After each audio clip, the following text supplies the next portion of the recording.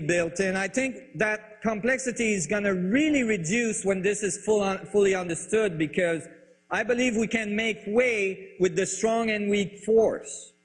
I think those are inventions of humans. They have nothing to do with reality. They have nothing to do with the atom. You see, what happened is they discovered nuclei of the atom, and they found that there was protons in it. Those are highly charged, positively charged particles. If you take two positive magnets and you try to push them together, you're going to get a repelling effect, right? Now, when they calculated how much force you would need to push these particles into a nuclei of an atom, those protons all squashed together, that close together, they calculated the force you need to do that had to be extraordinary. And so they said, that can't be gravity, so we'll just invent a new force. We'll call it the strong force. It's strong. And what are we going to do? We're going to make it be mediated by gluons, because it's gluing everything together. Well, okay, that's one approach to physics, and then you can say, well, you know, it's there because we calculated it, but you didn't really ever experience it. You never even measured it. You just think it's there because you can't imagine how those protons could be together without it. Then they found the quarks, and they said the quarks are inside. You see, inside the protons, so they are squashed even smaller. So then they had to have an even stronger force. But they didn't want to add another force. I mean, that would look goofy, right? So they just said, well, that's the collar force, and actually the strong force is just a residual force of the collar force that's really strong in the middle. Well, if you make calculations for a black hole atom, and you calculate how much gravity there is at the nuclei level of a black hole that size, you have exactly the force you need to keep the atom together, to keep the nuclei together. You don't need the strong force. You're dealing with gravity in the vicinity of a singularity. You understand? And so now you can make away with that force. And so that starts to change your picture of the weak interaction and all this as well. I would like to interrupt this presentation to give a little more details for the more technical audience. Here I'm describing the atom as a mini black hole. Many would say the atom doesn't have the mass necessary to be described as a mini black hole. However, in this presentation and in my research, I have come to conclude that the atom is interacting with a very highly structured dynamic vacuum, feeding it its energy potential and its density. And as we've seen in the presentation, the density of that vacuum is extremely large. I believe the vacuum is a highly structured, coherent energy that is feeding the atom and that is producing the dynamics that we see as particles and electron dynamics. In this view, then, the strong force becomes the gravitational force in the vicinity of a mini black hole produced by the vacuum structure. The electron is spinning at near the speed of light as a result of it being in the vicinity of the event horizon of that mini black hole.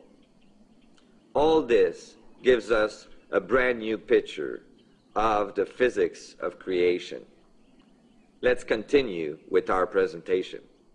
What I'm bringing in is that, wait a minute, by modifying Einstein field equation, we might be able to solve for all this and not need so much quantum theory, which is quite a change in the optics. This is one of the things that Einstein believed all of his life. That's why he was never keen on quantum theory. That's why People say that he dropped out after he wrote his field equation. He didn't really want to participate anymore. He believed that with his equation, he should be able to solve all the way down to the subatomic particle, and he actually got really close, I believe, at one time, because a French mathematician contacted him that was giving him solution to his own equation that incorporated torsion. Torsion is a distortion of an object. If you apply torque to an object, imagine you have a 2x4, and you hold the bottom and you twist the top, you're going to get a distortion of the object. Okay, that's called torsion. And so this is Élie Cartan, thought that, you know, maybe we could solve Einstein's field equation just by describing the torsion or the distortion of space-time around a gravitational field. And he solved it. The thing is he solved it, and it gives the exact same answer as Einstein's field equation. So everybody said, well, it doesn't teach us anything more, and it's more complex, so they dropped it. The only thing is that in order for something to distort, you have to have torque in the first place. And that they never went to. They never added the torque to the space-time manifold. If you are missing 98% the mass of the universe, okay, you most likely missed the source of force that is creating what you are observing. And I believe that source to be space-time torque. Okay, the force that spins a galaxy. Imagine if you had to build a motor, how many horsepower you would need to spin one galaxy with 300 billion stars in it. A lot of force. Imagine how much force you would be missing if you didn't account for that engine. Right? That would be like analyzing the wheels of your car, okay, and all its dynamics, its mass, its angular momentum, and everything, but omitting to add to an analysis the V8 engine that's spinning it. Now, when you look in nature, you can see these dynamics. Look at this. This is a galaxy, okay? And galaxies have galactic halos. Can everybody see this? It's like a very fade, big sphere around the galaxy. And when, when we look at galaxy, typically we only think of the galactic disk, right? And that's because in the galactic disk, there's the most amount of density because the sphere around a galaxy has a huge surface, so things spread apart, so it's not as easy to see. But there's actually more stars in the galactic halo around galaxies than in the galactic disks. And then here, you can definitely see a huge vortex going into the black hole at the center of the galaxy. We can't see the one below it because, these are very far away and we don't have that great of optics and so on. But we know that in general, there is always, or typically, two huge vortexes going into center of black holes. In the case of our galaxy, that vortex is, I believe, 3 on the north pole of our galaxy, if you're looking from our perspective, is 3,000 light years long. 3,000 light years long. This is, at the speed of light, it would take still 3,000 years to get to the end of the vortex. And it's filled with gases and high velocity dynamics and high energy dynamics, enough that it's actually visible thousands and thousands of light years away from it. Imagine how much torque you need to produce that. Isn't that an obvious example of water going down the drain?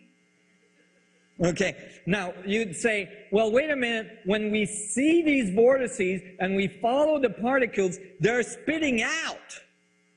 Okay? Well, okay, if water is going down your drain air has to move out of the drain for water to come down. That's the exchange. We only see the outside of the event horizon. We only see the radiating part of the event horizon. We don't see the space-time torque going into it to force the system to have angular momentum. And so the result is that we live inside a black hole. That's why it's black out there at night, okay? And what we see inside that black hole are smaller black holes, smaller scale black holes that we're on the outside of. So what do they look like? Radiating stars, radiating objects. Because we're on the outside, we're seeing the plasma Coriolis forces dynamics on the outside of the thing. We see the radiative side, we don't know about the contractive side, and that's why most of our physics is based on the radiation. But there's an exchange between the two, and this is the exchange I'm showing here, and that we calculated. These are very large objects, blazars, quasars. They're all being photographed to have these huge vortices. They're enormous. We see them at all scales. This is a quasar. So here you can see 10 to the 6 light years long is this vortex. That is 1,000,000 light years long. Okay? 1,000,000 light years long vortex. At the speed of light, 1,000,000 years to get to the end of it. And these things are spinning at near the speed of light when they arrive at the event horizon of the black hole. So very, very high torque. Big engines out there that are not being calculated. Now this is the different scale. Those are called microquasars. We find those even inside our own galaxy. And they, in this case, the vortex is only 3 light years long. So now you're starting to see the scalar dynamics, the scale change, the fractal nature of the division of space. From quasars to microquasars to collapsed stars or supernovae, we see the same dynamics, the same vortex. Look at this vortex dynamic on this pulsar, which is the result of a supernova explosion. Have you ever seen articles in a layman physics magazine where it says the death of a star exploded into a supernova? Okay. We haven't ever experienced the death of anything. We haven't observed that. We really haven't. All we've observed is things changing state. Okay? For instance, I'm not talking esoterically here. For instance, people have all sorts of debate about if life continues after death or eternal or whatever. You don't need to be esoteric. Just take, what you got and extrapolate from it. You have a few billion atoms. There's a lot of cells. There's 100 trillion cells in a human body. And they're all organized in an organized matter. And then all of a sudden, they disorganize. Okay? However, all these atoms are still spinning. You haven't lost one. Okay? They're still out there. They're still spinning. In fact, you might be made out of the atoms of your neighbor. And your neighbor might be made out of your atoms. And so there's no evidence that things actually stop. Because if there is space-time torque going to singularity in each point, then there is angular momentum at all levels and things continue spinning no matter what. What I'm saying is that the friction that's out there is overcome by the space-time torque. So, and that makes it appear as a frictionless environment. So we don't see death. We just see things changing levels of organization, changing scales. And when we see a star exploding, right? They call it the death of a star. But when they focus on that same area afterwards, what do they see? They see a pulsar. Oh, that's nice. They just changed the name from star to pulsar, so the star is dead and the pulsar is born. Let me give you an example. If you were a camera inside a woman's womb, and this woman was pregnant, you would see life developing in that womb. And after 9 months, you would have probably a pretty good relationship with this life inside the woman's womb.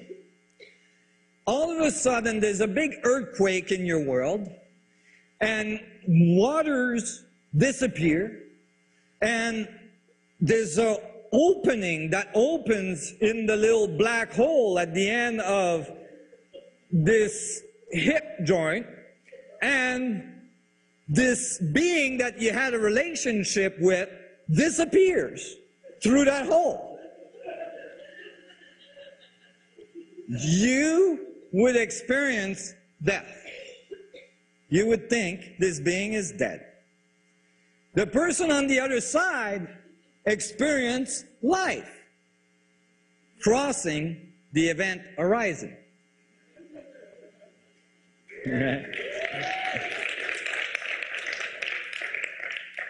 So what I'm saying is that our mathematics and our views have now shown us that actually pulsars and supernovae explosions are the result of stars when space-time is torqued into a certain radius, and it generates material inside, so that the Big Bang is only one of those events that generated the atoms of our universe, that atoms are actually being manufactured at the singularity of black holes. And that's the exchange of those atoms coming out, those vortices, as the space-time torque influence those black holes. And when those particles get out of there, they are stuck in the gravitational field of that black hole and accrete on the surface of the event horizon, as well as other atoms that are created by that black hole as it travels through space. And when it accretes too much material, it becomes unbalanced. There's too much radiation for the contractive torque force at the center of the system. The system slows down too much, and the instability generates an explosion. It blows up. What it does, it releases a layer of material so it can regain stability. And so that's what we see. And then it regains stability, and when it does, guess what? The radius is much shorter. The ballerina has brought her arm in, so the thing spins way fast, like a pulsar. Okay? And then if it's fast enough, then we call it a black hole, and we say, look, the star made a black hole. And what I'm saying is, no, the black hole was always there.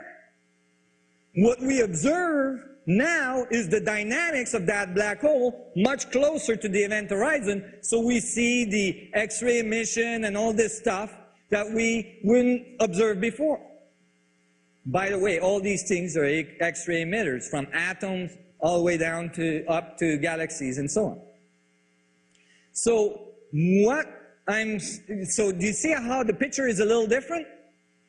Now we start to see the universe as cycles in space. Okay, instead of start, stop, start, stop. And you start to see that maybe, just maybe, that's how our universe was created. An enormous black hole that became unstable and blew out a certain amount of its ergosphere, a certain amount of its plasma, which generated all the rest of the stuff we see today. And that those cycles most likely go on and go on and go on forever. Even the dynamics of the Earth plasma, like the dynamics of the Earth stratosphere and the way hurricanes and weather systems move around the Earth, obeys those conditions. That is, the weather systems go from the North Pole down to the equator and then back up. And from the South Pole up to the equator and then back down. They don't cross over. And so on. So there is those dynamics, those plasma dynamics are seen at all levels. In the sun dynamics, we see the exact same pattern, that double torus pattern, in the dynamics of the plasma around the sun. So, and what we see in these dynamics, we see Coriolis force, and in the center of these vortices, what do we see? We see a black spot. We call it the sunspot. And typically we've been told that sunspots are surface events, and I debated this for 15 years, and finally they're finding out that they're not. They're vortices going towards the middle of the sun. Because what you're seeing in a sunspot is a vortex, Coriolis forces going towards singularity, and that's why they're most commonly matched by another one on the exact opposite side, right, that meets at the center. So those dynamics between the sphere dynamics and the geometry of space that we saw earlier, between the field dynamics, which would be the sphere around each tetrahedron, and the structure of the vacuum that generates it, that maintains it, we can see that these dynamics are actually present at all levels, even at the biological level, as I was saying earlier. And even you got here by going through these vectorial array dynamics in the womb of your mothers. I point that out all the time. It's like, you want a proof of the fractal nature of space? Well, have you not noticed? People take that for granted. People come out of other people. It's an amazing thing. They do. I mean, I have pictures of my mom with her grandmother, with her grandmother, and like the cousins and everything, and you can see the fractal link of all the mothers, you know, through space-time. I mean, it's freaky. People coming out of other people. I mean, it's pretty obvious it's a fractal structure. And so when you look at the way it happens, even a woman's womb, well, the first cell divides into two, and then the two into four, and when they do four, they arrange into a tetrahedral array. And then these four divides into four again, into two each, making 8, and those 8 arrange in a star tetrahedron array. In all of this, you're starting to see, in any case, that this very fundamental geometry is actually how you emerged into this world. You went through that structure in order to get here, and you went through it through the molecular interactions of water.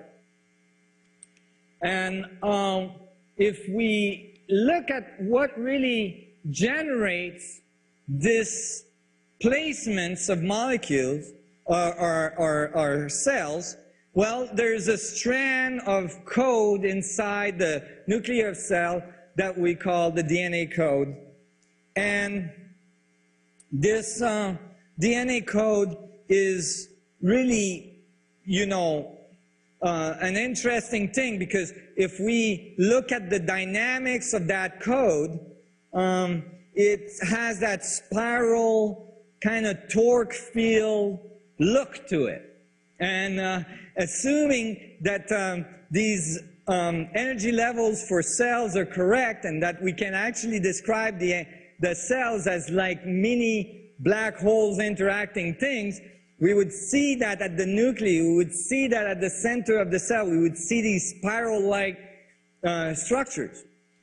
But, and you know, there is a lot of code in your body for you to be here. The complexity is outrageous. I mean, seriously outrageous. If you take the DNA that's in your body, in each cell, there's approximately 6 feet of DNA.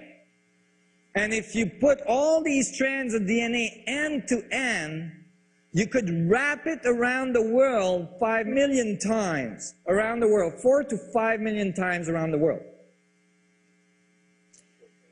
4 to 5 million times around the world. That is inside your body right now for you to be able to function.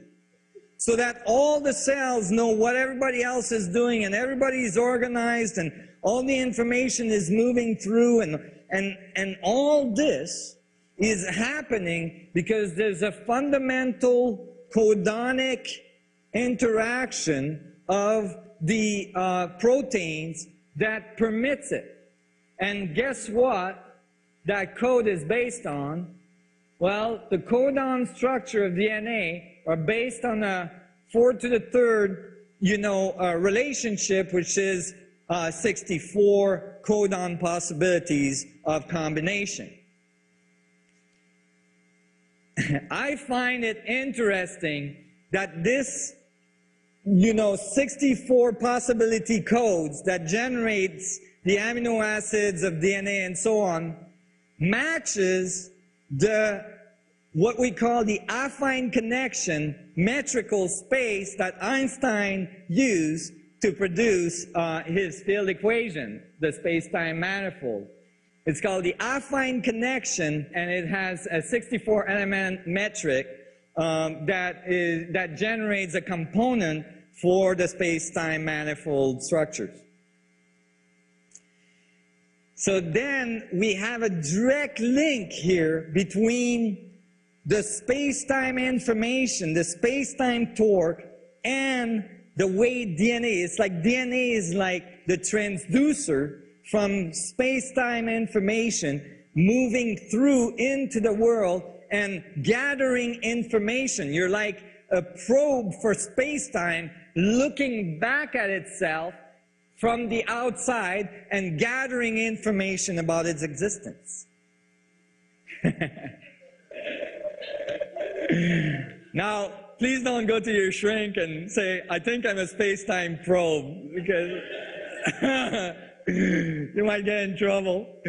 But this is a very exciting kind of view that, like, we're starting to see the relationship between the space-time structure and the biology and how biology moves through things.